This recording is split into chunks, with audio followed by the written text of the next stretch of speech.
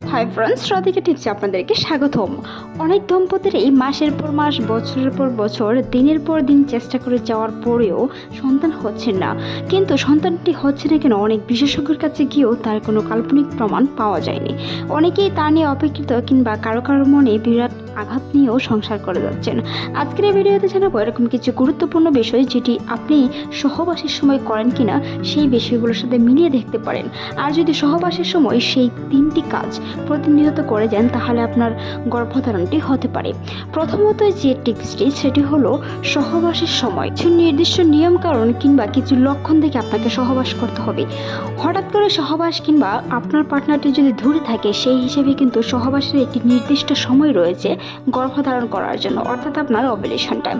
আপনি যদি ডিম্বস্ফোটনের দিন মেলামেশা করেন আর একটি পুরুষের হেলদি শুক্রাণু মিলিত হয় ডিম্বাণুর সাথে তাহলে কিন্তু গর্ভধারণটি সম্ভব।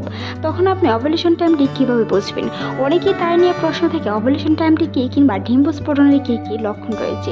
বাজারে বিভিন্ন ধরনের ওভুলেশন কিট কিনতে পাওয়া যায়, সেগুলো ব্যবহার করে দেখতে পারেন আপনার ওভুলেশন টাইমটি হয়েছে কিনা।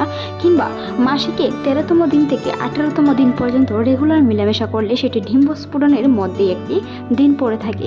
তারও মধ্যে যদি কারো পার্টনার ধরে থাকে কিংবা ওভুলেশনের টাইমটি না বুঝেন তাহলে আপনি বিভিন্ন লক্ষণের মাধ্যমে বুঝতে পারবেন। তা নিয়ে আমাদের চ্যানেলে অসংখ্য ভিডিও আছে, চাইলে ভিজিট করে আসতে পারেন। তবে তার মধ্যে সহবাসের কিছু নিয়ম কারণ রয়েছে। সহবাসের পর অন্ততপক্ষে 5 মিনিট পর্যন্ত শুয়ে থাকতে হবে। পা দুটি দেয়ালে সোজা করে রাখতে হবে যেন শুক্রাণুটি জরায়ুতে সহজেই প্রবেশ করতে পারে। অনেকেই আছে সহবাস করার পরে ফ্রেশ হওয়ার অভ্যাস রয়েছে, সেটি অবশ্যই আপনাকে অন্ততপক্ষে 30 মিনিট পর করতে হবে।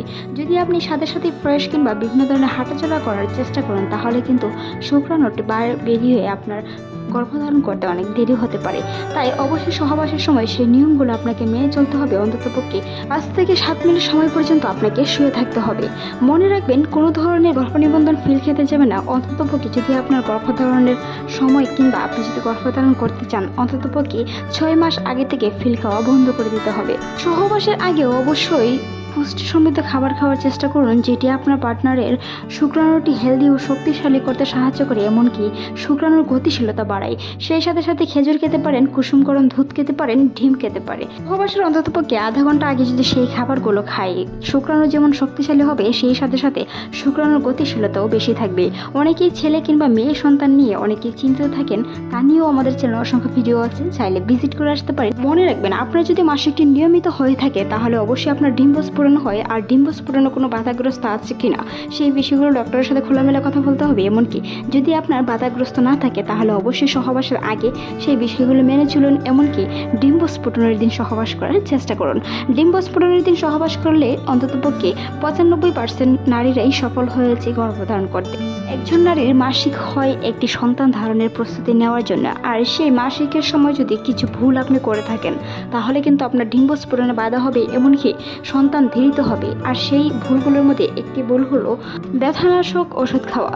অনেকেরই মাসিকের সময় ব্যথার অভ্যাস রয়েছে কিংবা ব্যথা হয় প্রচুর পরিমাণে, যেটি সহ্য করার বাহিরে না অ্যান্টিবায়োটিক ওষুধ খান।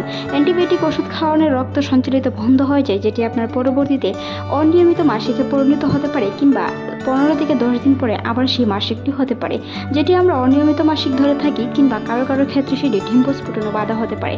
তাই ব্যথা হলে হালকা কুসুম গরম পানির ছেঁক নিতে পারেন। আজকের এই ভিডিওটি এই পর্যন্ত। ভালো লাগলে সাবস্ক্রাইব করবেন, সেই সাথে আপনার মতামত জানাতে ভুলবেন না।